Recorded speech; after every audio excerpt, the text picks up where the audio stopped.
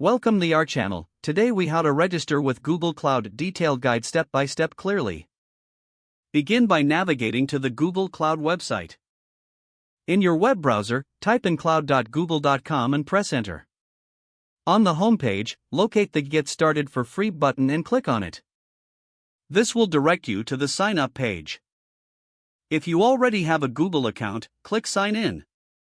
If you don't have an account, look for the Create Account option. Click Create Account and choose For Myself or To Manage My Business. Fill out the required fields with your personal information.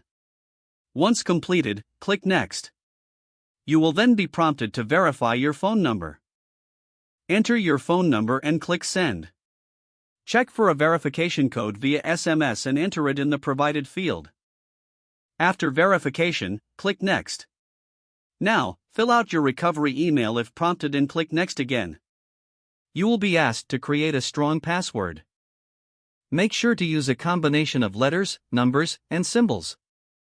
After entering your password, click Next. You will be directed to a page to set up your profile. Enter your name and other relevant details required. Click Next to proceed. Review and accept the terms of service and privacy policy.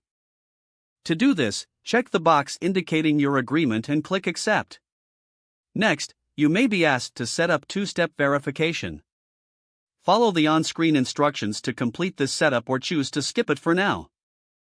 After that, you will see a welcome page for Google Cloud. Select Get Started to open the Google Cloud console.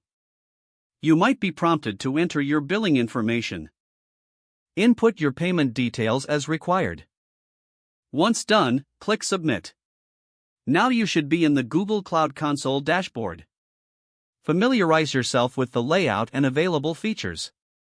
You have successfully registered with Google Cloud and can start exploring services. If the page does not load, refresh the browser or try again in a private or incognito window. Make sure you are using the correct email address, then retype it carefully to avoid small typos. If your password is not accepted, use the reset option and create a new strong password you can remember. Check your spam folder for verification or security emails, then complete any requested confirmation steps. Don't forget to like this video and subscribe to our channel for more step-by-step tech guides.